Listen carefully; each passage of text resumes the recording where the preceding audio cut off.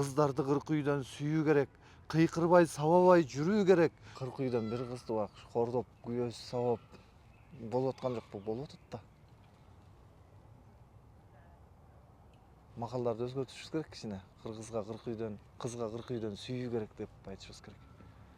Дал ошонун сыңары бизде байыркы баалуулуктун өзөк тунуктуктун жакшы жактары бар. Ала албай атабыз да. Кыздарды кырк үйдөн тыюу делет. Кыйыр сөз төркүнүн туюу керек. Тыюуну кыюу деп түшүнөбүз. Кыздарды кырк үйдөн сүйүү керек. Пайдалуу пазилет билүү керек. Пайдубал аялзат тирүү белек. Пайгамбар Фатиманы карагандай панардай жылмайып күлүү керек. Кыздарды кырк үйдөн сүйүү керек. Кыйкырбай сабабай жүрүү керек. Үйүндө кадыры жок кыздарыңдын үмүтү тепселерин билүү керек. Кыйыр сөз маанисин туюу керек.